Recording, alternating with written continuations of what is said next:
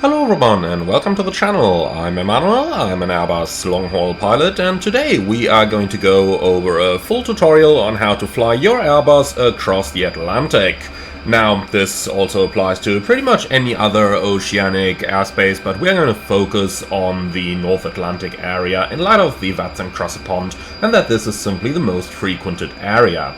I am going to go over all the specifics for Airbus operation and everything that we do during our normal transatlantic crossing over here, but I am not going to explain all the basics because otherwise we're landing in an over 1 hour tutorial again, like I've posted for my past Cross a Pond tutorial as well as my 777 ETOPS tutorial. So this one's going to be a little bit more focused on practical operation and all the stuff that you need to do in flight. Now, we are doing this one with the JetBlue A321 XLR flying from London Heathrow to Boston, and we are going to start with a look into our flight plan as you always would in the real world as well. So for that, let's bring up our SimBrief flight plan. Now, I am going to use the Lufthansa format over here, but other formats will be fairly similar.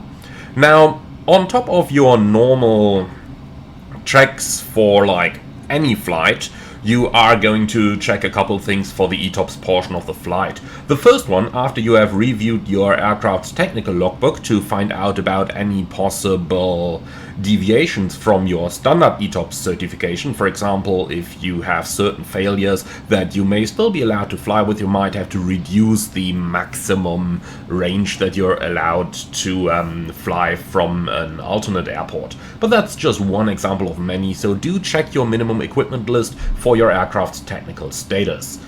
A small word at this point as well, ETOPS, even though flight simmers generally seem to think that it applies only to two-engine aircraft, does apply to all aircraft. The term ETOPS, engines turning or passengers swimming, is a little bit outdated, and it does actually refer to extended diversion time operations nowadays, which also includes 3 and 4 and 6 and however many engines you want to have on your aircraft.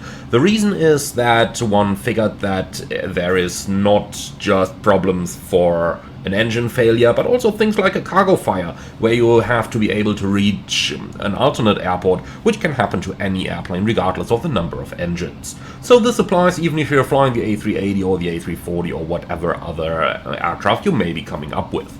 Now, we are departing from London and then we're heading into the North Atlantic through Shannon as last airport on land.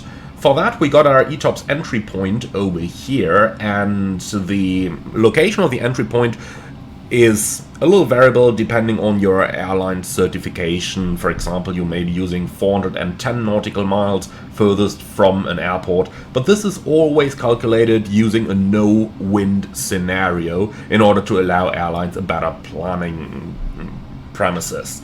Now, from here, we are going ETOPS. In order to go ETOPS, you have to fulfill certain requirements that we're going to talk about later on in this flight. Then we got the equal time point, which is the point where it takes the same amount of time to fly to either of the two airports, so either back to Shannon or on to Goose Bay. Now, technically speaking, there are several equal time points, one for decompression, one for an engine failure, and one for a decompression and an engine failure, which may be separately marked in your flight plan, but it is permissible for dispatch to just show you the most critical of the three to make it easier for the pilot to decide which equal time point to use. And that is what we're doing in this flight plan layout over here. Then we're continuing and we're leaving the ETOPS area over at 410 miles from Goose Bay. Thereafter we continue normally domestically. Now, that much about the ETOPS part of the flight. But when can we actually consider an airport as a suitable ETOPS alternate? Well, there are certain planning minima, and the generalized planning minima is that if the alternate airport has a precision approach available, you have to have at least a cloud ceiling that equals the respective decision height plus 200 feet and an RVR or visibility that equals the respective approach minimum plus 800 meters. If your alternate airport does not have a precision approach available, so if there is only a non-precision or a circling approach available, then your cloud ceiling has to be at least the respective decision height or minimum descent altitude plus 400 feet, and the respective minimum RVR or minimum visibility plus 1,500 meters. Now these count only for when the flight is still in its planning stages. As soon as you are off block, you only need to fulfill the minimum requirements for the particular approach and no additives any longer. Now, do note that conditional forecast elements need not be considered. For example, a prop 40 or tempo condition below the lowest applicable operating minimum should be taken into account, but doesn't have to be taken into account, so that comes down to pilot's discretion. If you're flying in the United States, somewhat different minima apply, but that would be a little bit too complex to explain over here right now, so I'm just going to go with your standard minima, as usually airports in the US aren't really used anyway, at least for the North Atlantic, but you get where I'm going with this. Now that much for the planning minima. Now let's go ahead and continue with a look into the next important topic, and that is the North Atlantic High Level Airspace, or the NAT HLA. Now, if you want to look up the Bible of North Atlantic operations, have a look into the NAT document 007.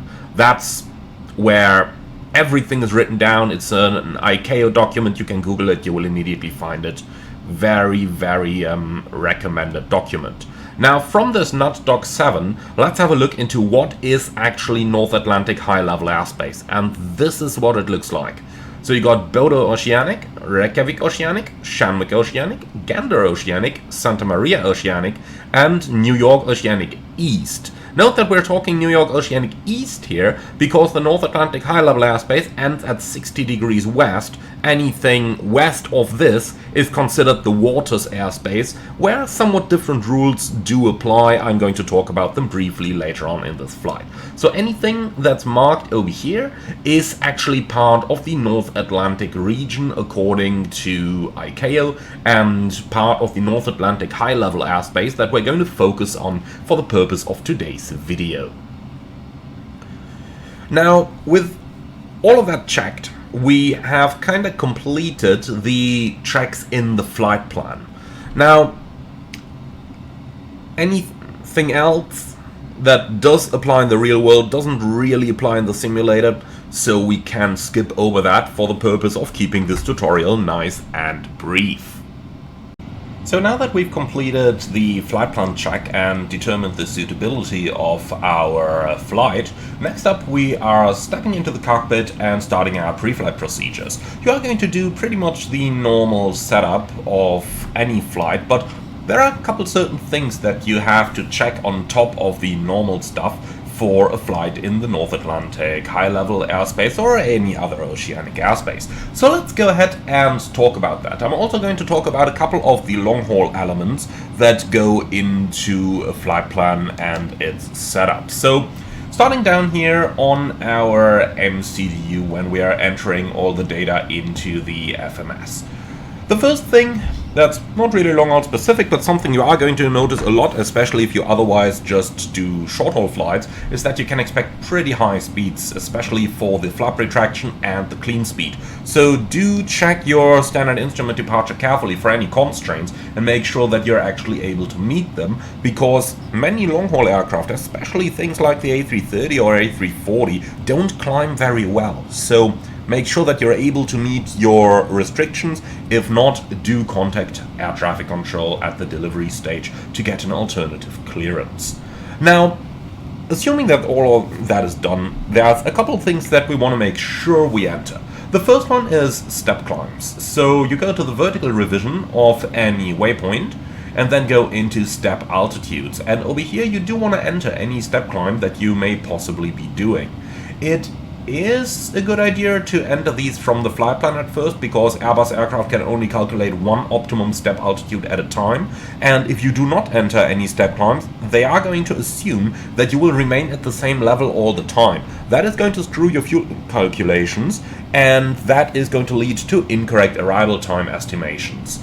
Now, simply do look them up in your flight plan and enter the step climbs as per your standard flight plan. So for example, we are planning to climb flight level 340 over at Resno, and that is why I've got flight level 340 at Resno in here, and since that is the only step climb from our flight plan, that's what I've entered.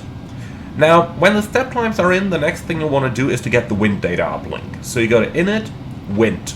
On a long flight, like a transatlantic flight, the wind really does play a role. Not only does it influence your optimum speed and optimum altitude calculations, but it also greatly influences your fuel calculations. So the important one is especially the cruise winds, and you will notice that depending on the aircraft's design, Airbus aircrafts may only request those flight levels which are actually entered as part of the flight plan. So in case of our plan, it may only request flight level 320 as our starting flight level, and then 340 as our step level. That's why it's important always to enter the step climbs first and then request the wind data second. Do note, however, that many flight simulator developers have generalized this and are always requesting a certain set of levels. Indeed, at the moment I'm not aware of any flight simulator add-on that would only go for the levels that you've entered, but it's something in the real world, so something for you to keep in mind here as well. Now, when that is done, we have to go ahead and cross-check our flight plan against what we have in the FMC. This is required for North Atlantic operations, so this is an absolute must to carry out, and here's how to do it. So if you're planned on a North Atlantic track, then you will find a so-called track message in your flight plan. For simplicity and in order to have it in a little larger view, I'm going to show this right on the larger screen on the PDF from SimBrief over here. This is what a track message looks like, and this tells you the exact coordinates of all the waypoints on a North Atlantic track. Our flight today is overlaid on track Golf, so we have Resno, 56 north 20 west, 56.5 north 30 west, 56 north 40 west, 55 north 50 west, and Lomzi. The available levels are 340, 50, 60, 70, 80, 90. Now, for this reason, we have to cross-check that the waypoints we have in the FMS actually equal those waypoints up here exactly. Now, we also do have them on our flight plan over here, so let's go ahead and check those. We are starting with Resno, and since Resno is a normal database waypoint, we can simply accept that over here. However, for any of the coordinate-based waypoints, we are not allowed to simply accept those from the database, but the North Atlantic Document 7 actually requires us to cross-check all the coordinates. So let's go ahead and do that. So after Resno, we have 56 north, 20 degrees west. We enter the lateral revision of the waypoint and cross-check those coordinates over here. Don't just rely on the name, look at the coordinates. So 56 north, 20 degrees west. Why is this important? Well, the next waypoint we have is actually a half coordinate, so 56.5 north, 30 degrees west. And you can't necessarily tell that from the way that the waypoint looks on your screen over here. So enter the lateral revision and check 56.5 north, 30 degrees west. We do the same for all the other waypoints, so 5640 is checked, then 5550 is checked, and then we are already reaching Lomzi, which is our oceanic exit point. For those add-ons that simulate the backup flight plan, you can simplify this by going in the MCDU menu. Then backup flight plan is normally top right on the MCDU, and then you just scroll down to the North Atlantic waypoint. The backup flight plan gives you the waypoint name and the coordinates next to one another without the need to enter the lateral revision. Unfortunately, this feature is not simulated by any Airbus add-on in Microsoft Flight Simulator at the moment, and I don't think in X-Plane either. I don't think the TOLISs have that, but not 100% sure about their A330 Neo, but the 340 definitely doesn't. Alright, so now we've checked this. From here on, there's a couple more things we gotta check down in the FMS, which are related to data link. Data link is mandatory to be allowed to fly into the North Atlantic high-level airspace. If you don't have data link, you're stuck to level 280 and below, or level 430 and above. But anything between 280 and 410, you have to have data link. So we go on to the ATC com page, and there's a couple things we need to check over here. We're starting on the message log to make sure that this is erased. If there are any stored messages in here that do not belong to your flight, do erase them. That's in order not to confuse any clearances when looking something up later on in the flight. From there, we are going on to the connection status, and on here we check that ADS-C is armed. Now, ADS-C is a way for air traffic control to request position reports from your aircraft at all given time. Nowadays, we no longer do manual position reports. We simply have ADS-C, which is going to connect, and then ATC is going to get all the data they need at any given time from our plane, without the pilots even having to interact with it. Makes the crossing pretty easy, I can tell you that. Alright, so ensure that ADS-C is armed. From there, we're going into the reports, and the position report page, well, now this varies a little bit per software version. So basically you want to ensure that automatic position reports are switched off, so that your airplane doesn't tell ATC anything that they don't ask for, because with ADS-C, your aircraft can, or air traffic control can simply request that data from your aircraft. So you don't need to do anything anymore, and therefore automatic position reports need to be turned off. Now, once your IRS alignment is complete, we are going to cross-check the ground speed on our nav displays, and we need to see the same value, namely 0. A full IRS alignment is required prior to each North Atlantic flight, so even if you receive the aircraft with the IRSs aligned, do turn them off, turn them back on, do a full alignment, not the short process, do the full one, and then cross-check that you have the same ground speed. Now, the ground speed readout comes directly from the IRS. Therefore, if you have varying ground speeds, it shows you that one of the IRSs has already been drifting or is currently drifting. And since you need the IRSs as a fallback to be allowed to enter the North Atlantic high-level airspace, we cross-check the ground speed to be 0. That's kind of a good cross-check for the or for any drifting of the IRSs. Well, and that's everything we need to do down here in the pre-flight procedures. So from now on, we are just going to prepare our airplane for the pushback, get airborne, and anything else is going to come later. Do note that in the real world, you would also do an HF radio track at this point. In Flight Simulator, unfortunately not really simulated in most add-ons. As you can see down here, the FS Labs doesn't even have HF. But the way the HF check would work is that you simply tune an HF frequency, and it has to be a different one than the one that's currently active. Then you do select your transmitter to that particular frequency, ensure that you're listening to it as well, and then you just press the push to talk button once for a short while, and then you will hear an audible signal, which is usually a beep tone, that indicates that your aircraft is tuning the antenna to the required frequency. And that's your HF check. Note that you're not allowed to do the HF check while the aircraft is refueling, and for safety reasons, many pilots, even though not legally required, elect to delay that check to the taxi out, so that you're no longer near any other aircraft that may currently be refueling as well. Alright, so the next step is going to be once we're airborne. We just passed through flight level 100, and on any flight crossing the North Atlantic, that is a good moment to think about when to request your Oceanic Clearance. Now, procedures for Oceanic Clearances are changing quite a bit these days, therefore what I'm saying right now may already be obsolete in half a year, but for the time being, there is a change in the clearance format planned for Shanwick Oceanic, and all the others have basically changed already. So let's go ahead and talk over what we are going to do, but as mentioned, do remember that you have a probable change coming up for the Shanwick procedures. which are the procedures to be used for the majority of the North Atlantic crossing cases.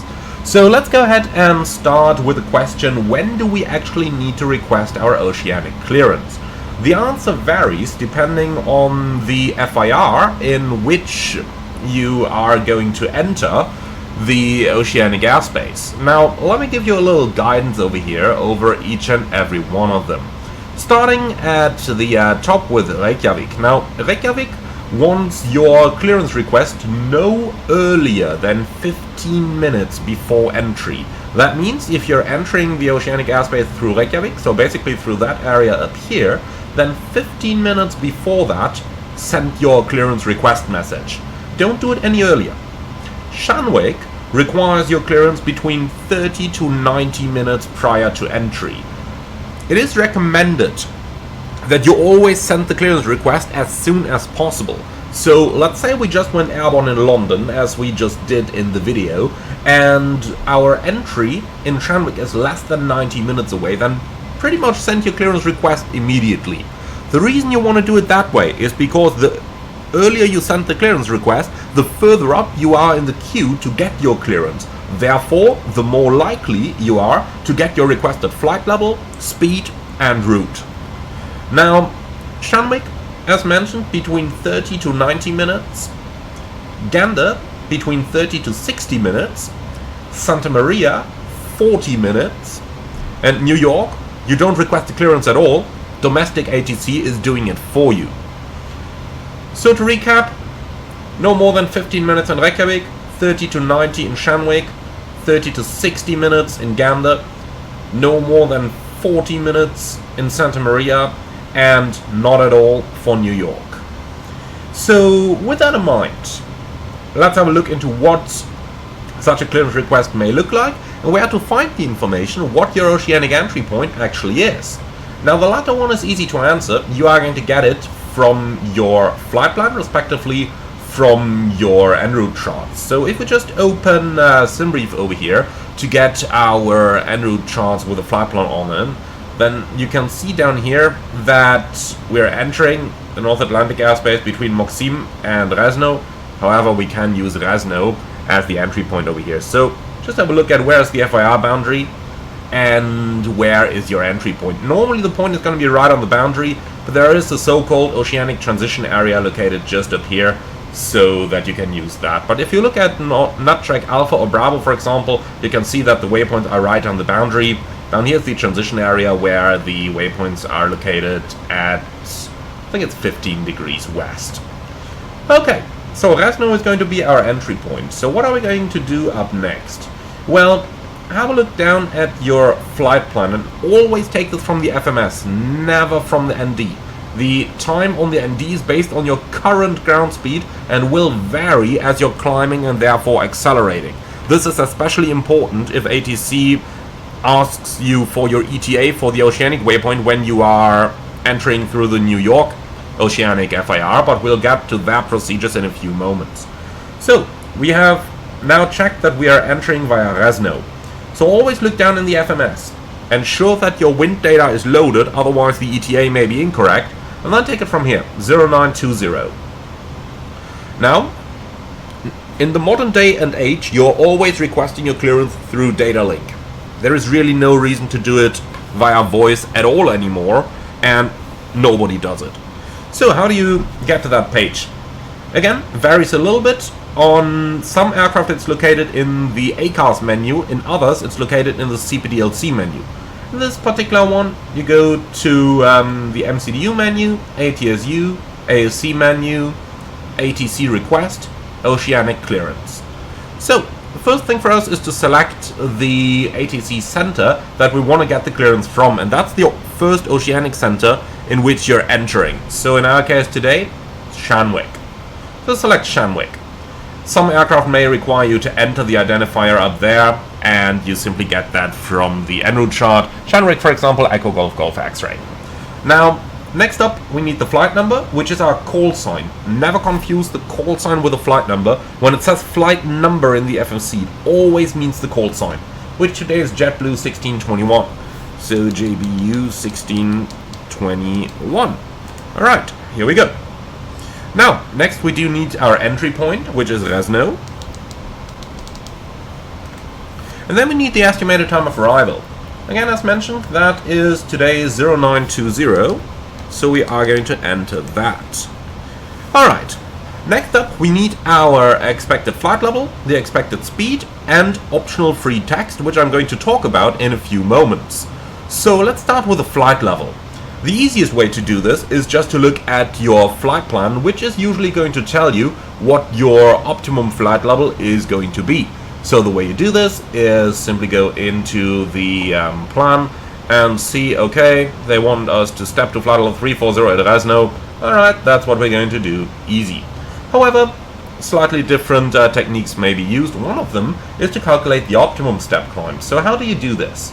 Well, you go to the vertical revision of any waypoint and into the step outs. You clear all step climbs that are currently in there, because Airbus can only do a single waypoint as optimum step. Then you just enter the level without entering a waypoint, like this. And you can see now, calculates the optimum step climb for you. In this case, we see 770 nautical miles. So what you could do is to go to the progress page, type in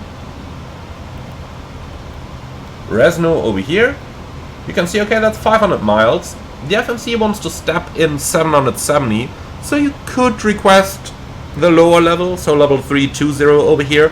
But remember that the North Atlantic fills up very quickly, so if you got something like that, where we're talking about 200 miles delayed step climb, hey, you know what?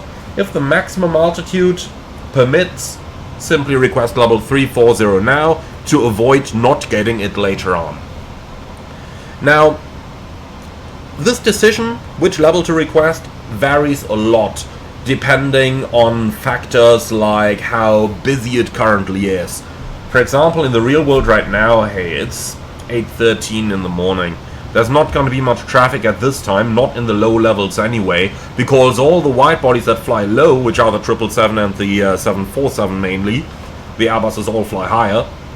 You know, those aircraft are not going to be flying just yet, because they need all the early morning connecting flights to arrive first. They're usually departing a little bit later. So right now, I would probably even be happy to request level 320 due to the time of the day, but as we have just decided, we do want to go a little bit higher, so we are going to request flight level 340. Always make sure that this works with your maximum altitude, and then we are going to enter 340 over here.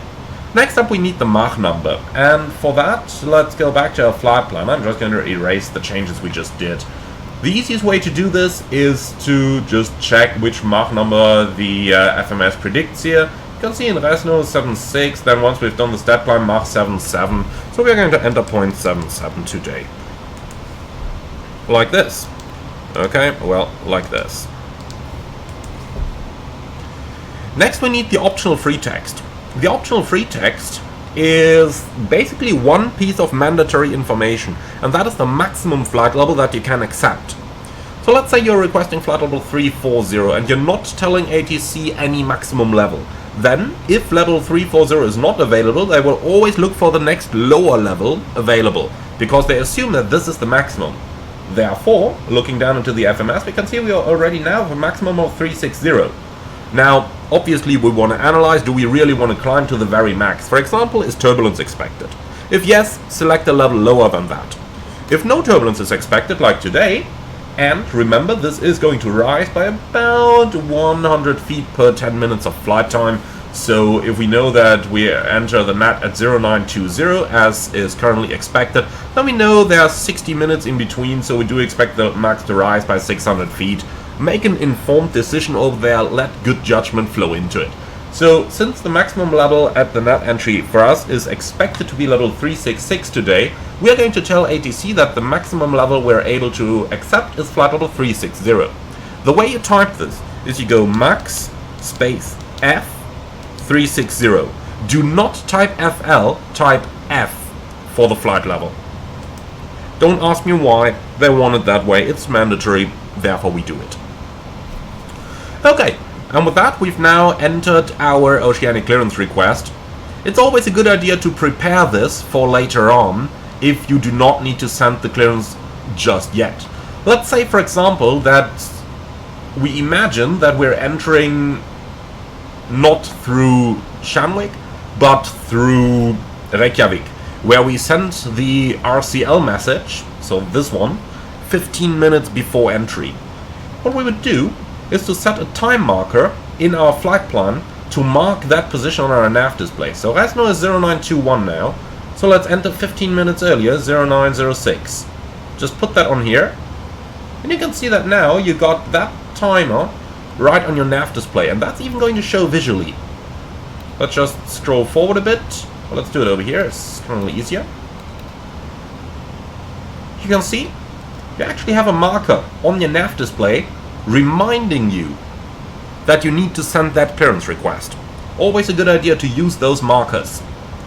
Okay, so now assuming that we are reaching that marker, simply send out the message, hitting send, and that's it. What's going to happen next is going to vary depending on the ATC center that you are entering the Oceanic Airspace in. Today we're entering through Shanwick, and Shanwick is different from all the other centers. So let's talk about the Shanwick procedures first, and then we will talk about the others later. So entering the Oceanic Airspace in Shanwick, we are still going to get a North Atlantic clearance. That clearance is going to include different things. You will get a route, which may simply be flight planned route, or the North Atlantic track you flight, or the waypoints you filed. But you will always get a route clearance, which you carefully need to cross-check against your FMS. Then you will get an altitude, and you will get a speed, and you will get a time. All of those need to be met at the entry point. So let's have a look. Let's assume that we are getting our North Atlantic clearance exactly the way that we requested it.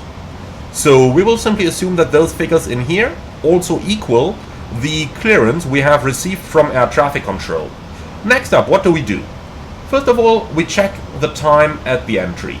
So in today's case, we got Resno at 0920. It's now 0921. You can accept up to 3 minutes. From 3 minutes difference and more, you need to request a new clearance from air traffic control. So if you want to see the exact time, what I can recommend is to go to the RTA page. You do that by going to the vertical revision page of the North Atlantic entry point, and then you go to RTA. This tells you the exact timing. Today, that's 0921 and 38 seconds. As long as this stays within 3 minutes, you do not need to change anything. Simply continue flying your economy speed, as long as you're within those limits. However, if you are running outside of those limits, then you can start doing something about it. For example, you could go selected speed, fly 0.1 Mach faster. Now, in that case, on the flight plan page, it's going to recompute the estimated time of arrival for that waypoint. This is preferable to entering the RTA, because that can result in extreme changes of airspeed. Let me demonstrate this to you. So, we're at 0.77 right now, and 0.77 gives us an ETA at 9:21 and 42 seconds. Let's assume we want to meet this time exactly, so 0920. I do this. Let's give it a moment to calculate here. You will see that it may increase the speed dramatically, or lower the speed dramatically if you're arriving too early. This can result in additional problems, because if you want to change your speed by more than 0.02 Mach, you need to get ATC clearance. So right now we're at 0.77. This wants to go to 0.79. In order to be allowed to do that, we actually need clearance by air traffic control. So you would have to ask them to speed up.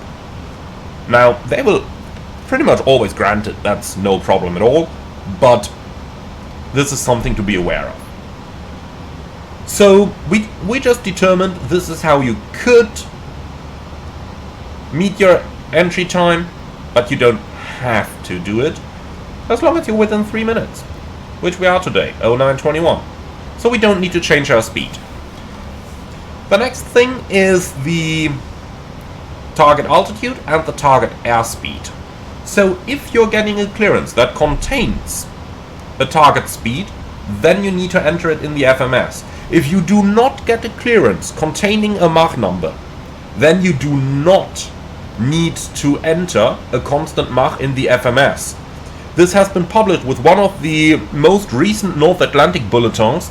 As long as you do not get a specific Mach number assigned, you do not need to fly a set Mach number. You are now allowed to continue at your cost index speed, provided that you meet the earlier requirement that your Mach number does not change by more than 0.02 from what you have filed. So to put this easy, we filed 0.77, so we're allowed to fly anything from 0.75 to 0.79, but not exceeding those limits. Therefore, we can maintain our cost index speed, which is a measure of saving fuel and cost for the airlines that has been implemented recently. Now, let's assume that ATC has actually given us the speed constraint of Mach 0.77. What we want to do to prepare our FMS is to enter that speed constraint. So we go to the vertical revision, then we go to constant Mach. Now we enter Mach 0.77 up here. We define the starting point as our NAT entry. So for example, Resno. Now we could define any exit point here. Always do that on the right hand side. The left one is the starting point, the right one is the end point. But by default this will just give you your top of descent. Many pilots enter it this way because, remember, if you change your speed you need to get ATC clearance if the change is large, so more than 0.02 Mach. Therefore, many pilots just enter it to the top of descent. However, if the speed you requested is close to the optimum speed anyway, you can also enter the end waypoint, being your North Atlantic exit point, so that you resume the cost index speed thereafter, saving a little bit of money.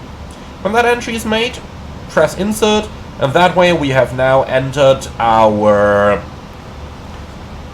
target Mach number for the Atlantic crossing.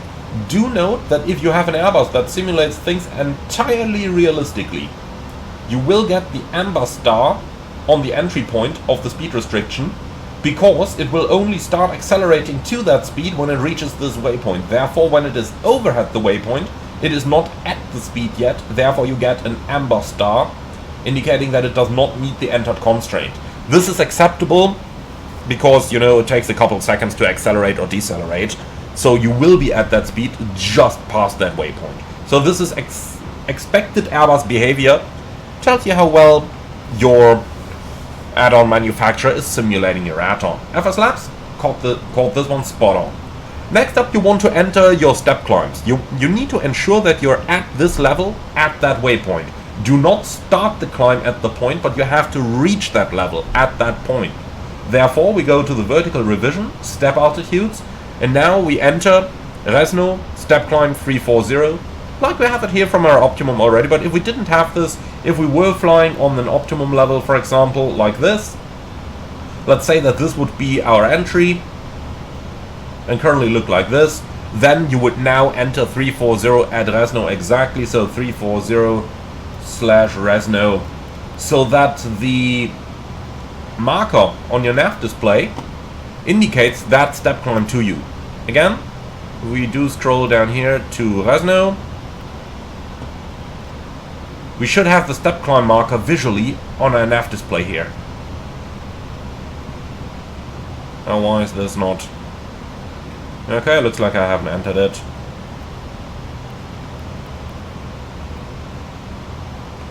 What are you doing? Okay, there's a little bug right now. Let me just fix that.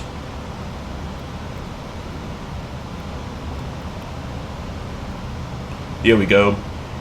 Enter this. And now you should get the bottom of climb marker on the nav display, visually indicating to you that you are supposed to do a step climb at this waypoint, so that you have a visual reminder of meeting your North Atlantic clearance here. Well, and then you are going to cross-check all the waypoints, but we'll get to the track distance check when we are about to enter the actual NAT. But if you receive a clearance that includes waypoints, then scroll through them. Oh, what am I doing now? Scroll through them, look at the different coordinates, and make sure that your route in the FMS meets the clearance that you've gotten. Now let's take a moment to talk about other FIRs than the Shanwick FIR, because all the others have already implemented a system that Shanwick will implement in the future as well. The starting date of that implementation has been moved several times, from originally summer 2025 now to the end of the summer 2026, but we'll see if they move it again or not. And that is a new system that no longer gives you an oceanic clearance unless changes happen to what you have requested. So let's make an example. Let's say that we are once again not entering via the Shanwick FIR, but instead imagine that we are flying through Reykjavik or through Santa Maria or any of the others. Except for New York. New York is a little different, we'll talk about that in a few moments. But let's say that we are entering through Reykjavik Oceanic. Then, after sending this clearance request, you would not receive any answer at all. You may get a confirmation that the clearance request has been received. Actually, you're supposed to get that. Except for New York. Different thing. So, you will only get an answer like clearance request has been received, thank you. That's it. If no other reply than that comes, then you are expected to simply fly what ATC clears you. In other words, we're now on our way to the entry point. We're in level 320. We have requested 340. So ATC will at some point ask us to climb to level 340. But apart from that, as long as they don't tell you anything, you simply continue at the level and at the speed and at the route that you have requested and that you have filed. And that's it. That's how it works in any of the other FIRs except for Shanwick and New York. So let's take a moment to talk about New York Oceanic, because New York is rather different than all the others. So basically, in New York, domestic ATC gets you your oceanic clearance. This is most relevant when you're departing down here into the waters area, so anything west of 60 degrees west, so basically this entire area down here. This is called the waters area, more on that later. And it is not considered part of the North Atlantic high-level airspace, more on that as mentioned later. But let's say that you're departing from Florida and you're about to enter New York Oceanic airspace. What's going to happen is that your domestic air traffic control is going to ask you for the ETA of the entry point. So let's say, for example, ETA is Snaggy, requested flight level and Mach number. They're going to ask you via voice. When that happens, you go down into the FMS. Again, very important to take this from the FMS. Do not take it from the nav display, even if you may already be cleared direct to that waypoint. Again, that time is based on the current ground speed, which is going to change as you climb. So take it from the FMS. So now they would ask you, okay, so report your estimated time over at Resno, requested speed and flight level. You would tell them, expecting Resno at 09022, Mach decimal 77, flight level 320, 340, whatever. And then they will simply acknowledge that, and that's it. You're not going to get anything back in return for the time being. What's going to happen when you are rather close to that waypoint is that they are going to ask you about your route after Snaggy. So basically what they will normally do is confirm airway and waypoint after Snaggy and waypoint thereafter. So basically you would tell them, okay, after Snaggy, Mike 203 to Patrak, Willie next. Something like that. ATC is going to ask you, you simply respond to their question. Don't need to know that stuff by heart. You just know where to find it, which is of course down in the FMS. That's just an example of how this would work in the New York Oceanic FIR. Now, as you can see, ATC basically takes care of your clearance, and they may modify your routing as needed to meet the entry clearance. So let's say, for example, we're entering via Snaggy up there, then on the way there they might give you different Mach numbers. So maintain Mach 78 from Snaggy, maintain flight level 320, something like that. ATC will tell you what to do, and that's it. That way you simply enter the North Atlantic area through the New York airspace. What is pretty interesting is when you got a flight plan that leads you through domestic airspace. So let's say you're departing from Florida, you're flying up here, you enter domestic airspace, and then you re-enter oceanic airspace. You need to request a second oceanic clearance for the second oceanic entry. So if your routing leads you somewhere like this, then you re-enter oceanic over here, and then you re-enter, or you re-enter domestic over here, and then you re-enter oceanic here. Again, look up the FIR, in this case Gander, look up the entry time requirements, 60 to 90 minutes before, send them your oceanic request message for that waypoint 60 to 90 minutes before. Again, preferably send it 90 minutes before. We're now approaching the oceanic entry, and we are required to do a couple more tracks before we can actually enter the oceanic airspace. I would recommend this to start at, some 20 minutes from the oceanic entry point, just so that you have enough time to be able to revise or fix or gather information, depending on what may be required. Now, first of all, we gotta ensure that we are at the ATC expected or cleared flight level. Therefore, talk to our traffic control and request clearance to your expected entry level. For today's flight, we're expected to enter at level 340, so we call domestic ATC and request clearance to climb to that level. In the real world, they will normally actually call you when you do your initial call, and they'll respond asking you if you're able to climb to your oceanic level already. So that often originates from ATC, but it is your responsibility to ensure that you arrive at the oceanic entry point at the correct and expected time. Now, arriving there at the correct and expected time is the next thing. So, in case of today's flight, our ETA has constantly been delayed a little bit, so apparently the wind forecast is not correct. It's now 0923, and with that it's getting close to where we would have to require a new clearance. If you're not able to make your expected time plus or minus 3 minutes, then ask ATC for a revised clearance. In the majority of cases in the real world, this works out very easily, simply by telling your domestic controller that you're unable for the ETA, and then they will make the call for you, because often they have a direct link to the respective oceanic controllers. But for complete accuracy of the tutorial, technically speaking, there is an oceanic delivery frequency that you can call. Sometimes they vary depending on the North Atlantic tracks. Oftentimes there is a single frequency because the majority of aircraft is using data link for their standard clearances nowadays.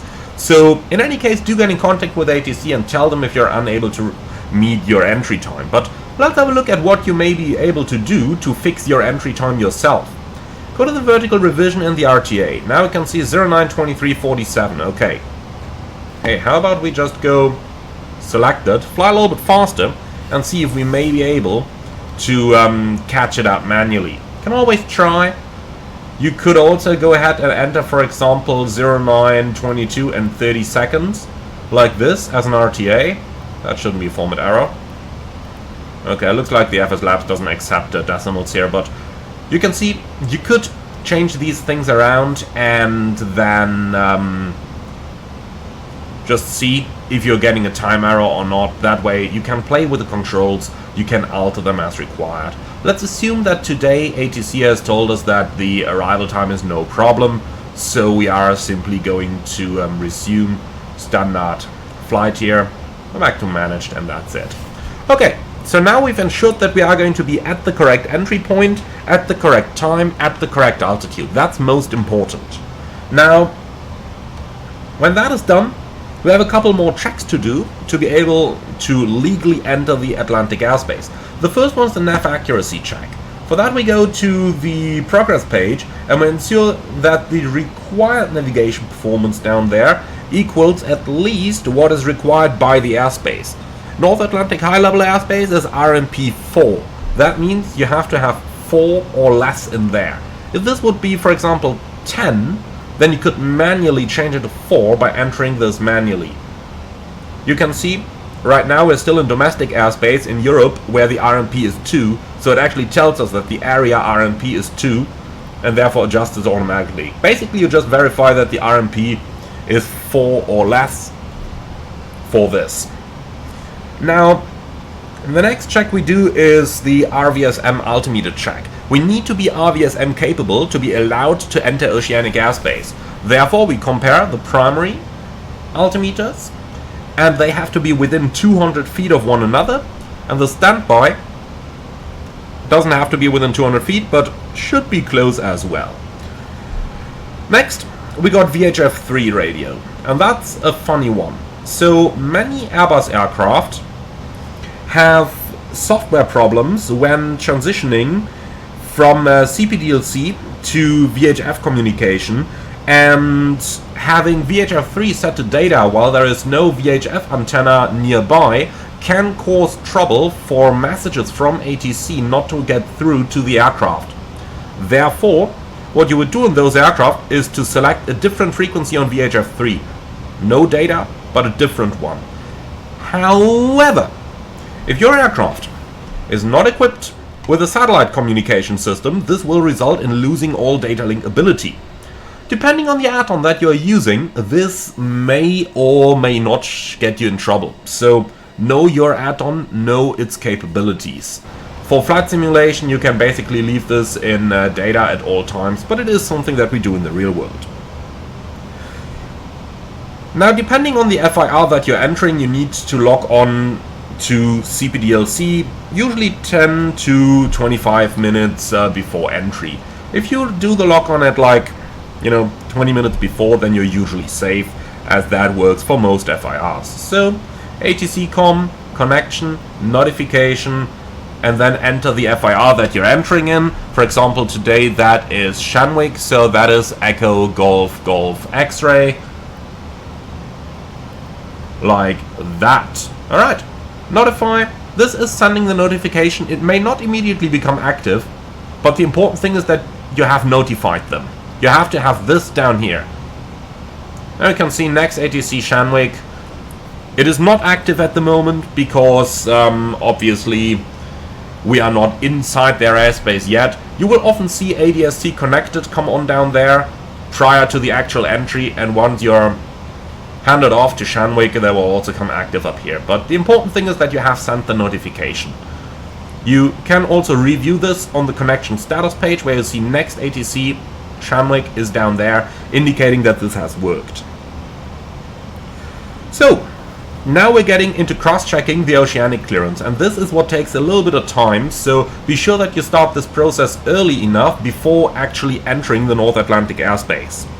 We're going to start with the FMS. So cross-check the oceanic clearance versus the primary flight plan. If the oceanic clearance is not equal to the primary flight plan, then all revisions to the flight plan should be performed on the secondary flight plan and be activated once cross-checked. Now, let's go ahead and do a proper oceanic waypoint cross-check. For this we need our flight plan with its waypoints. Now what we are going to do is that we are going to cross-check the waypoint and the also track and distance behind that. So, starting, we go from Resno to 56 north, 20 degrees west. We got that up here in the flight plan as well. Now, we have to have a track of 291 and a distance of 180 nautical miles. We can see from Resno, track 293, distance 180. The track is slightly different for two reasons. Number one, in the Lufthansa layout it's always given as true track. However, in an airplane that does actually support true north, that's anything but the A320 family, you would have selected true north on your nav display now. For aircraft that do not support it, don't use it. This is a little bit of a Lufthansa group thing. Other German airlines are using it under certain circumstances as well. Other airlines like Air France, British Airways don't, so just use it accordingly. Now, As mentioned, from Bresno to 56 north, 20 west, track, according to the flight plan, 291, distance 180, we got 293, 180. That's close enough. Then we continue from 5620 to 5630, 30, on a track of 279, distance 335. Down here we get a track of 280, distance 334. That's close enough. Again, small rounding errors.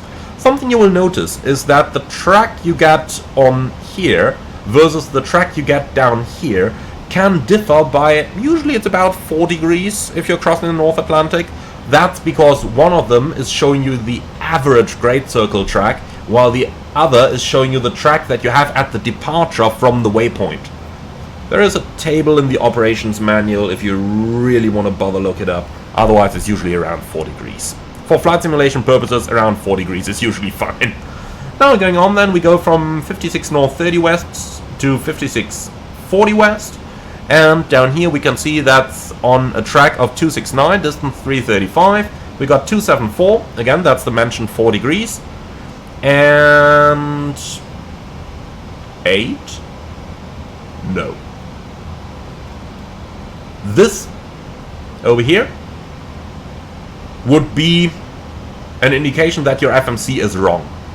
At this point, start cross-checking coordinates, re-enter as applicable. Over here I think it is a bug because the time, approximately 45 minutes, matches what we got on the prediction on the plan.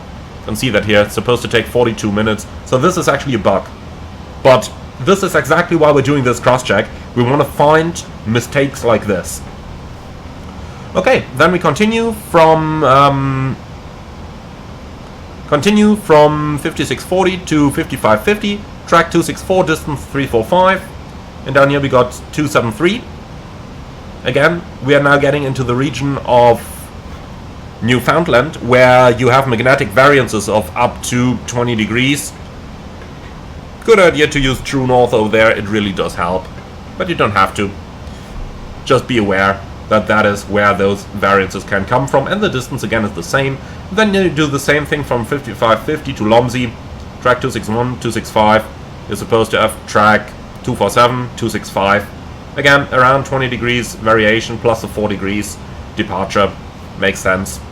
Distance makes sense. So that's your North Atlantic route cross-checked. You can see, absolutely lovely, that you have to do this, but it is very important that you actually do it, because this entire flight plan will be downlinked from air traffic control. They're going to cross-check this. If this is wrong, and you must not enter any waypoint here, no beam waypoints, no nothing. The only thing you may have is time markers, because time markers are not downlinked. They're shown in brackets. Like if I just enter 0950 over here to show you, got this in brackets, that's not downlinked. But you must not have any beam waypoints or anything in there, because when that stuff is downlinked and does not exactly match your clearance, that's your procedure violation, that's your report. Alright, so now that we have cross-checked the route, we can go ahead and ensure that we're actually able to enter the ETOPS area as well. And for that we are going to start by cross-checking our weather. So let's go into the ATSU, and down here go weather H's. Now we know that our entry waypoint is Shannon. Then up to the north there is Keflavik, so hey, we do want the big picture, so let's go ahead and get that as well. Entry, or rather our exit, is Goose Bay. And maybe one alternative on the other side, like that. And then what we normally do is to request the weather forecast, because, you know, by the time we get there it's like 5 hours in the future. But well, for simulation purposes, since forecast is grayed out over here, I'm going to request the METAR. But what you want to do is to get the weather from those airports to verify that you're legal to enter. You will remember the planning minimum that we talked about a little bit earlier in this tutorial.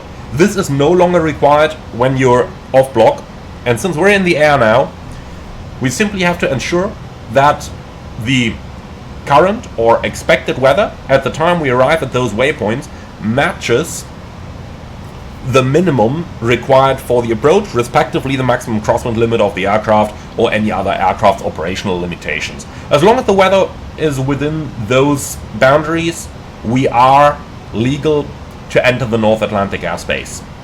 respectively the ETOPS area. Finally, we are going to decide and set the equal time points, and there's two ways to do this. Number one, we get them from the flight plan. Usually somewhere down in the flight plan we have them over here. And we will do this by going to Data, Next Page, Pilot Waypoint, and then over here we can enter custom waypoints. We always use a specific naming conventions. The first entry point is going to be Echo Echo Papa 1, ETOPS entry point 1. That standardizes things. Standardization always very important. Okay, enter this. Then we have their coordinates over here. So that's going to be north 5548.0 / west 01853.4. Enter that. Store that. And now we're going to enter the others as well. For the equal time points, since we can not use 8 characters, but only a maximum of 1, 2, 3, 4, 5, 6, 7, we're entering those airports by their IATA codes. You can look those up on the charts. That's basically the codes that passengers get when they are entering, when they are getting their baggage labels and that type of stuff. So Shannon is Sierra November November, Goose Bay is Yankee Yankee Romeo. So we call the equal time point between Shannon and Goose Bay Sierra November November, Yankee Yankee Romeo. Enter that as ident, and now we are once again typing in the GPS coordinates that we get from the flight plan.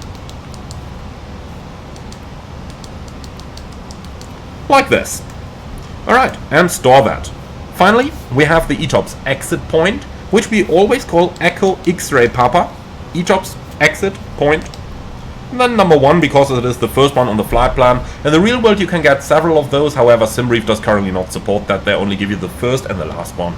But we always call them Echo X-Ray Papa 1, and that's located at north 5503.4 / west 04936.3. Alright, so like this. Once all of those waypoints are stored, you go to flight plan, lateral revision, fix info, and now we enter ETOPS entry point 1. Then on the next page we got our Shannon Goose Bay equal time point, like that. Then we have the ETOPS exit point number 1, like this. And now they're all entered. The reason we do this is because the maximum radius you can enter on most Airbus aircraft is 256 miles. You are not able to draw those famous ETOPS circles on Airbus aircraft. Only the A350 and the A380 can do that, depending on the installed software version. But what we do is we enter those waypoints as custom waypoints, and now we do have those equal time points, entry and exit points visible on our nav display. But if ATC changes our route, we're unable to move the ETOPS entry and exit points. What we are able to do manually is to enter equal time points. So you go to data, then equal time point, and over here you can enter anything manually. So when we look back at our flight plan, we will remember that they have only given us Shannon and Goose Bay. However, there's Keflavik up there. There's Nuuk down here. Not planned, not required to be planned. But if you do want to know those equal time points, you can use the equal time point page down here. You can enter, for example, Echo India November November and Bravo India Kilo Foxtrot if you want the equal time point between Shannon and Keflavik. You can see that's shown at 228 miles, and you will also get that as ETP up here on the nav display. That way you can maintain situational awareness throughout the different equal time points that are available. Now, that's pretty much everything we do for our preparation of the Oceanic entry. So let's now move forward into the next phase, which is the actual entry itself. At some point approaching the Oceanic entry point, normally, like 30-40 miles before, you are going to get your handover to HF radio. If you're entering through Gander Oceanic, you actually get a VHF frequency first, because they've been kind of smart. Different topic. But you will get a frequency. And at this moment, we are going to write down the frequencies. It's going to be both the primary as well as the secondary HF frequency. On VATSIM, they're normally using a VHF equivalent, but you'll get a primary and you'll get a secondary. Now, what's going to happen is we have to perform the cell call track and make our initial call to that unit. Now, this is where things are getting fancy because phraseologies have changed dramatically over the past couple of years. I'm going to show you how it's done currently. If you do find other tutorials on the internet that tell you different, that's usually because they will be out of date by now. So there are fixed sets of phraseology for calling oceanic controllers. There is one set for calling an oceanic controller if the next FIR is going to be a different oceanic FIR. And there is another phraseology if the next FIR is going to be a domestic FIR where VFR and surveillance are available. So, since we are currently entering the North Atlantic, let's assume that we are getting an HF frequency for Shanwick. Let's just call that, for example, 7956. You write that down in Scratchpad. If they already give you the secondary frequency, then you would write that down at this point as well. If you're not given that secondary frequency just yet, you will get it after the initial call to the oceanic controller. So, what are you going to say? And guys, this is where it does get important. This is how you can immediately tell whether a pilot is reading their up-to-date manuals or whether they are relying on what they learned 20 years ago when they were introduced to oceanic operations in the real world. So, the correct phraseology to make your initial call with an oceanic unit, provided that there is another oceanic unit behind, is Shanwick radio, JetBlue 1621, cell call check, gander next. That is what you say. No stupid Shanwick. This is JetBlue 1621 calling on 7956. That's a thing of the past. Don't do that. The correct call: Shanwick radio, JetBlue 1621, cell call check, gander next. That's, by the way, how it is written in the North Atlantic document 7 as well. You can look that up if you want to. So the controller is going to respond: JetBlue 1621, Shanwick radio, HF primary 7956, secondary 11279er. At 30 West, contact gander radio, HF primary, now write that down as well, let's say 6809er, secondary 11307. Your readback is going to be Shanwick radio, JetBlue 1621, cell call OK, provided that the cell call was OK. In the simulator it always will be. In the real world it's sometimes not. In the real world sometimes it fails. They have to do it again. Then you say negative cell call. They try it again. So basically you wait until you get the cell call signal. And then you read back JetBlue 1621, HF primary 7956, secondary 11279er, at 30 West 6809er, secondary 11307. And that's it. Now, some units may not give you the next frequency straight away. Shanwick will always do. Other units may not always do it. If they don't, no need to be concerned. They will give you the frequency ahead of time when you are reaching the boundary. If you already get that secondary frequency, you simply dial them up on your HF radio. Can't show you that because Flight Sim Labs doesn't simulate it, unfortunately. But you would dial up the primary frequency in HF1, the secondary frequency active in HF2. Then you put the expected next frequency on the standby HF1 and the expected next backup frequency on the standby HF2. That way you got them all in. Very important. Once your HF2 has been set, go to that transmitter, click the PTT so that you hear the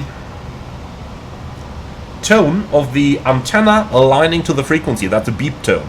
So for example, you would select it, You just click the PTT button once, and then you just hear beep, and when that stops, the antenna is aligned to that frequency. Then you just go back to the transmitter on your HF1, and then you deselect them both, because you don't want to be annoyed by all that bullshit. If a cell call is received, the airplane is going to register it and is going to play a beep sound alerting you to the requirement to answer to the cell call. So you don't need to monitor any of that bullshit, just turn it off. If the cell call is received, your airplane is going to beep. Problem solved. And with that, we've entered the Oceanic Airspace. Write down those HF frequencies. It's embarrassing if you have to send them a CPDLC to ask for the confirmation, so do write them down. Now, once they're written down, can clear any of that stuff, and now the flight is getting more relaxed. We have to decide whether we want to perform a strategic lateral offset procedure. That's SLOP. Now, strategic lateral offset is used in order to minimize the hazard of a collision. Basically, SLOP is mandatory. However, strategic may mean that you stay on the center line as well. Basically, what you're going to do is you look at the traffic that's around you. Let's say there is an airplane right below you on the center line, or let's say there is an airplane right below you that's offsetting 1 mile to the right of the center line. It would make sense that you are flying to the right of the aircraft below you, so that in case you lose an engine or you have a decompression, when you start an emergency descent, you're next to that aircraft and not crashing into it on the descent. Therefore, have a good look at the traffic around you and make a sound decision on whether you want to offset or not. Standard is that you consider it. Whether you actually offset to the right or not depends completely on the actual situation around you. Normally, what I tend to do when there is nobody around is to go 1 mile right offset. That gives anyone above us the ability to offset further, to cross to the right of us. And if we are overtaking anyone later on, we are already a mile to the right. But again, that's completely up to the pilot. And this randomization of not actually dictating where to offset and how to offset also adds another layer of safety, because everyone will be offsetting differently and following different logic. Alright, so the offset always have to happen to the right of the center line, never to the left of the center line as part of SLOP. Weather avoidance is a different thing. But when slopping, always to the right of the center line, a maximum of 2 nautical miles. Only do this if your FMS is capable of an offset. Do not do it using heading mode or anything the likes. So how do you actually do this? Get a flight plan, go to the from waypoint, select offset, and now enter your offset.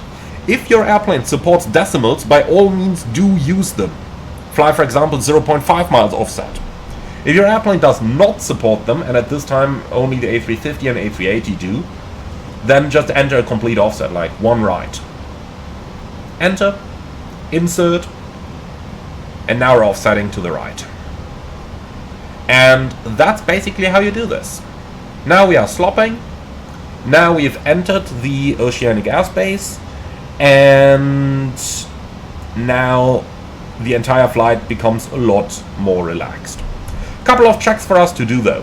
First of all, ensure that you're flying the assigned Mach number. So for us today, with an Oceanic Clearance for Mach 0.77, ensure that your airplane is targeting Mach 0.77. Small variations due to wind variations and stuff aren't important, but the target has to be spot on 77, unless no speed restriction has been received with your Oceanic Clearance. So let's say, for example, that we've entered through the Gander FIR, where no Oceanic Clearance is normally issued, and assuming that ATC has not actually given us an Oceanic speed, then you are allowed to continue to fly in your cost index, as I've explained in the earlier part of the tutorial. Again, that is a very recent change, so if you do find other tutorials online telling you different that are older than this video, then this has very recently been revised, that no constant Mach is needed if no Mach number clearance has been issued by air traffic control. Now, 10 minutes past entry into the North Atlantic high-level airspace, we need to set the squawk to 2000. So we entered at 0933. What I would always do is to enter a time marker, 0933, put that up there, and the moment we're overflying this time marker, I'm going to select my squawk to 2000. I always forget if I don't put the marker in, so just enter it. It's really going to save you time. However, do not do this. Do not change your squawk if you're flying through the waters area. Remember, that's west of 60 West in the New York FIR. So if we just look at the chart once again, this is mostly relevant for flights to Florida or flights to the Caribbean. If you're flying through that airspace here, do not change your squawk. Only do it in the North Atlantic high-level airspace, which again is the area marked in the NAT Doc 7. So the area over here. Only this area. Select squawk 2000, 10 minutes past the entry. So, at some point we are going to leave the VHF reception range of the past domestic controller. You may have noticed that we've only changed to HF frequencies now, we haven't changed to VHF yet. So once we're outside the VHF range of the domestic controller, we are going to select VHF 1 to 123.45, which is the air-to-air frequency for pilots. Always 123.45. The reason we do this is because over there we can talk to other aircraft that are surrounding us. For example, talking about turbulence or talking about emergencies. VHF 2, always 1 to 1.5. So 10 minutes past the oceanic entry point. Remember that was 0933 for us. We are now reaching that time marker of 0933. We are going to select the transponder to squawk 2000. Always. And this is done in order to avoid a conflict if an air traffic controller on the other side of the pond is using the same squawk that you had assigned on this side of the pond. So always do select squawk 2000 when flying through the North Atlantic high-level airspace, but do not change your squawk when flying through the waters area. Again, that's west of 60 degrees west. Now, once we're entering the North Atlantic airspace, we have to review our contingency procedures, and we are going to do that just now. We are now about to approach and overfly a waypoint. Every single time when doing that, we need to ensure our navigational accuracy, and for that we are going to check the first couple of things. First of all, check the coordinates of the next and the next waypoint plus 1. So we're in Mount 20 West, so the next is going to be 56.5 and 30. Look at that. Quite incorrect, is it? 2960? Okay, there's a bug here in the flight sim labs. But generally, cross-check the coordinate of the next and the waypoint after that to ensure the complete navigational accuracy. Again, things like what you see over here is exactly what you do not want to see, so those waypoints would actually be incorrect and we would have to manually re-enter those. So I know that these are bugs in the flight sim labs and that this is actually accurate, so I'm going to ignore it, but in the real world this would absolutely be an alarming mistake that you would immediately have to correct. When overflying the point, we verify the track and the distance on the navigation display. We plot the position on the nav display and also on our en route chart, making sure that we are still following the correct track as we are supposed to. Then we record the actual time overhead and the fuel on board on our flight plan. So for this, you just go down here. We got 56 north, 20 west, supposed to be an hour and 46 minutes in flight. We are an hour and 47 minutes in flight. And we are supposed to have 26.8 thousand freedom units of fuel. We have 28.4 thousand freedom units of fuel. So that way you ensure that you have sufficient fuel and you ensure that you're at the correct time. While doing the fuel check, also add up the current fuel on board plus the fuel used, which has to equal the fuel that you loaded down on the ground, so that has to equal your off-block fuel. Otherwise, you have reason to suspect a fuel leak as you're flying along. Next up, ensure that the aircraft is in nav mode and that it is turning on the required track, and ensure that if an ETA has been given to ATC for the next waypoint, that still has to remain within plus or minus 3 minutes of the actual given ATC to air traffic control. Now you will notice that we have also passed the ETOPS entry point and are passing the equal time points. Passing the ETOPS entry point basically is a non-event. You're ETOPS now. Okay, hey. You know, you're not gonna open a drink for that.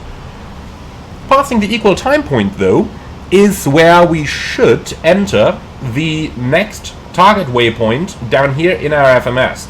So right now we are using Keflavik, for example, as the nearest airport. You can also go to data and the closest airport page, which is not simulated, unfortunately. Oh, here it is. Okay.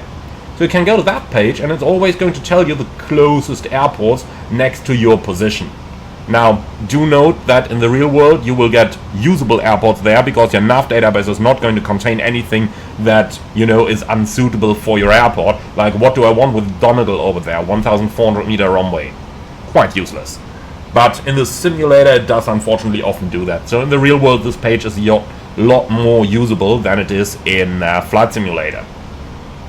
Now, let's go back to the equal time point. We can see that Keflavik has sequenced over there. So let's go to the next appropriate waypoint, such as, for example, Nuuk. There's that Bravo India Golf. Let's actually look it up on the en route chart, because I kind of keep forgetting their airport code here. So this is what our en route chart currently looks like. We have passed the ETP between Shannon and Keflavik right over here, and now we want Keflavik and Nuuk. So let's zoom in a little bit and find that airport. In the real world this is so much easier, I can tell you that. Or let's use NASA SWAC for this example. Bravo Golf, Bravo Whiskey. So let's enter the next equal time point here. Bravo Golf, Bravo Whiskey. Like this. And now we got the next ETP flying along. This is a good idea to use this page in order to mark down ETPs that have not been prepared for your flight plan. Like, what would be the use of entering the ETP that we already have on our fix info page down here again? No use in that. Just enter something that makes sense. At this point, also a small note, some people do enter winds, other people do not enter winds. I do not enter them because I don't know what the wind is going to be at my diversion, because I don't know why I am diverting. I might be diverting due to a medical emergency. In that case, I would probably be flying level 280. I may also be diverting because of an engine failure that would probably put me around flight level 200. Or I might be diverting because of a decompression, which would put me down at flight level 100. All of those have different winds. So that's my personal reason why I don't enter any winds. Other people do enter winds, different ones, some at level 100, some at level 280, whatever. Just know what you're doing and why you're doing, and then you are good to go. So let's talk about North Atlantic Contingency Procedures. Now, this is going to be very much in reference to Airbus, so let's get right into this. There are 3 different cases that we should always be aware of. The first one is the engine failure, the second one is the rapid decompression, and the third one is having to deviate from the route without an air traffic control clearance. So let's start with the engine failure. When an engine failure happens in the North Atlantic, you want to maintain your altitude for as long as possible while you're turning offset from the center line. Now, this is in order to reduce the risk of colliding with an aircraft that may be flying immediately below you. So, what are we going to do?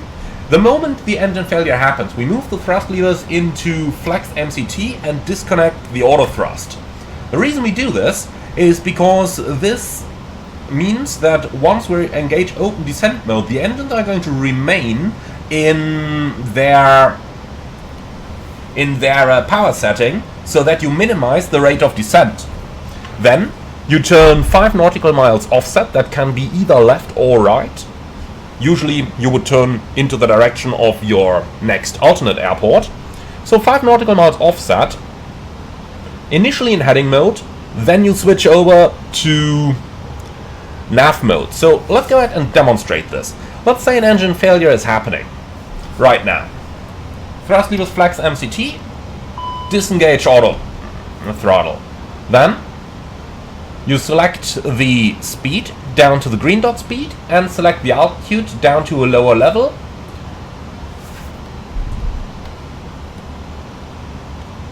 Pull for heading select, turn off track, and basically as soon as you're turning, supposed to be 45 degrees, as soon as you're turning, go down into the FMS, primary flight plan, offset, 5 right, enter, insert.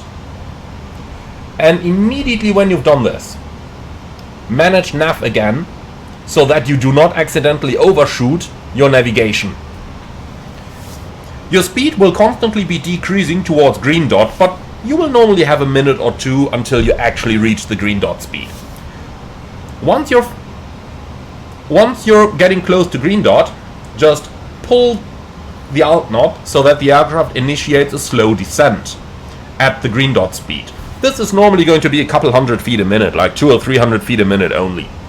Now, once you are established 5 nautical miles off track, simply re-engage auto thrust, and since you will be in open descent mode at that time, your remaining engine is going to run down in idle, and then you can initiate your descent below flight level 290, so usually level 280 or level, let's say 200. That way you're pretty much safe regardless of what your current gross weight is. We'll always have sufficient thrust available. You get the idea. So once you're 5 miles offset, descend below the North Atlantic high level airspace, do the ECAMs, and then get an ATC clearance.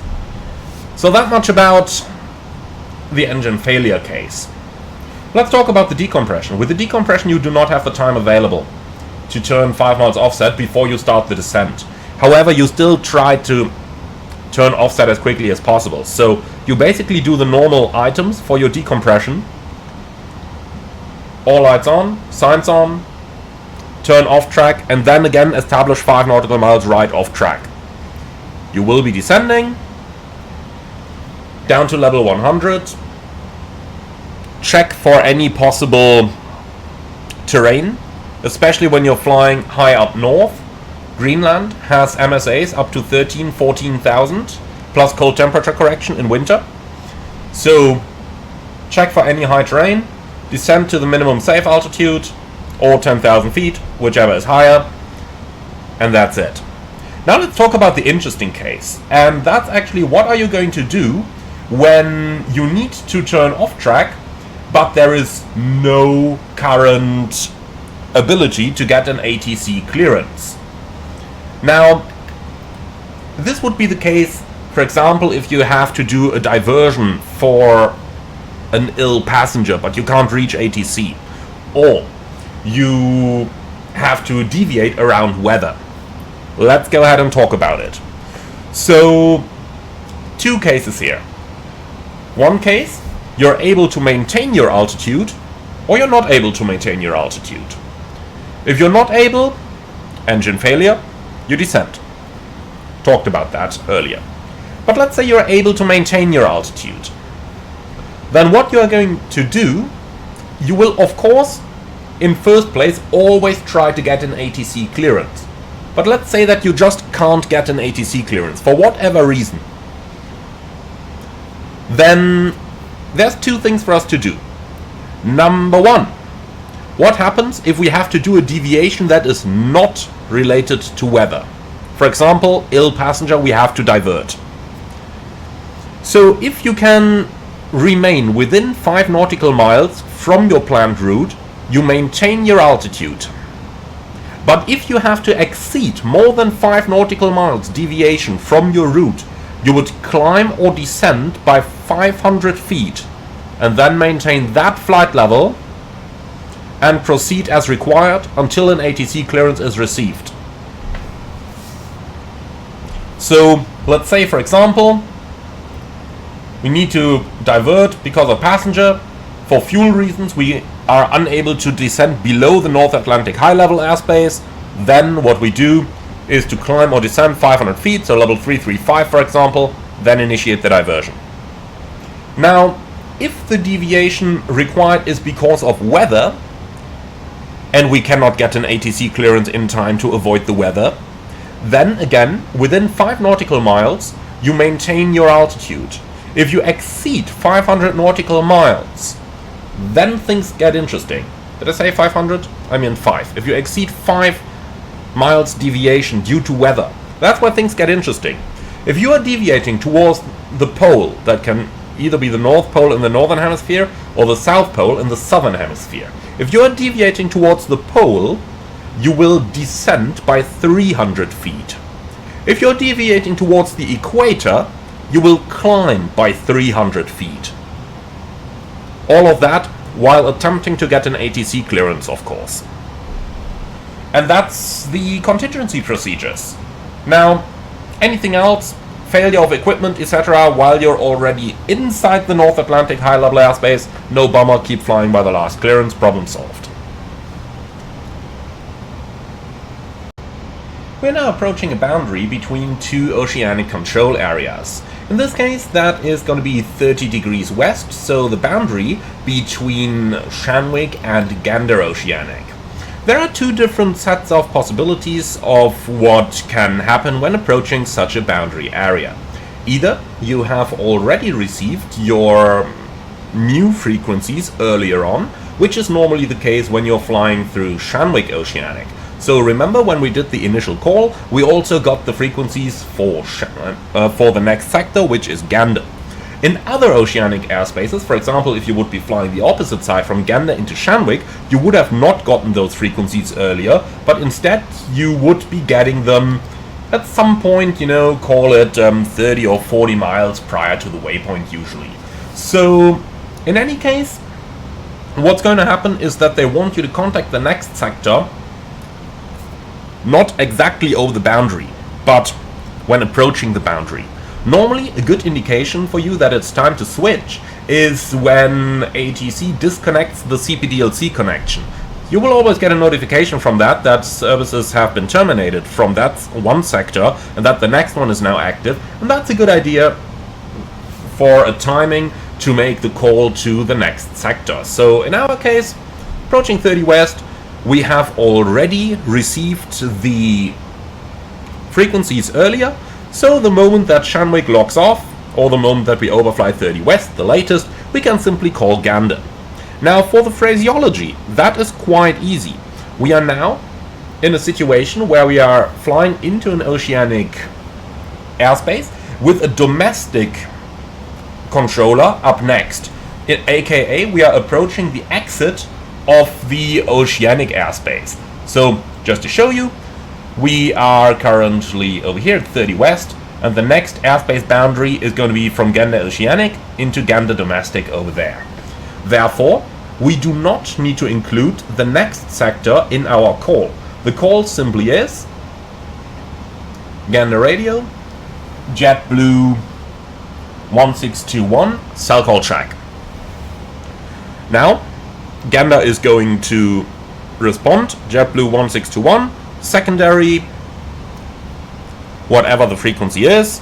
Let's say it's secondary 12609er, standby for cell call. You do not reply yet, then they do the cell call. Ding dong. And then you reply, JetBlue 1621, secondary 12609er, cell call OK, and that's it. Nothing else. Now, if you're flying through several oceanic airspaces and you have another oceanic sector following to the one that you're entering, then you would of course tell them the successive sector. So for example, Gander Radio, JetBlue 1621, cell call check, New York next. And that's pretty much it. So now we are back in our flight and we have another 2 hours of silence. We are now approaching the end of our oceanic crossing, and it is time to remove everything we had implemented for our crossing. So first things first, if you are still slopping, you need to return to the centerline by the time you reach the oceanic exit point, which in our case is Lomzi. There are two ways you can do this, and both are acceptable. So you could either simply go into the offset, delete the offset, and press insert. This is immediately going to return you to the centerline of your route. Now, this method, while being technically speaking correct in that you are returning to the official centerline of your cleared route, does have the immediate outcome of a left turn followed by a right turn. So you can make this a little bit easier by simply entering a direct to your oceanic waypoint, for example Lomzi over here. So by simply entering a direct to the oceanic exit point, you will only do an absolutely minimal turn that passengers are usually not even going to notice, and you're slowly returning to the centerline in order to reach it over at your oceanic exit point. If your aircraft is equipped with north reference true and you have used it, be sure to set it off prior to reaching landfall. And finally, if VHF3 has been set to something else than data, ensure that you return VHF3 to data mode. If a constant Mach number had been used throughout your flight and is now no longer needed, you can delete that constant Mach number on the vertical revision, constant Mach, and simply delete it over here. But do remember, in order to change your actual Mach number by more than 0.02, so let's say we were flying Mach 0.77 and you want to speed up to Mach 0.80, then you must obtain ATC clearance for that as per standard procedures in domestic airspace. Well, and that's pretty much it. At some point approaching the oceanic exit, you are going to be given a VHF frequency. You simply call them as you would in any normal handover in VHF airspace, with one exception, and that is of course once again Shanwick. You notice a pattern? So, if you are flying through the Shanwick OCA and you're approaching landfall, they will first send you a squawk. You enter that squawk. At some point a little bit later, they will send you a VHF frequency to call at a certain period in time. That is normally exactly the oceanic exit point. And then you have to call that VHF frequency including your squawk. So for example, Shannon, JetBlue 1621, flight level 340, squawk 2156, whatever. And then they will identify you, give you normal clearances, and you're back in normal airspace. And that's everything there is to flying oceanic.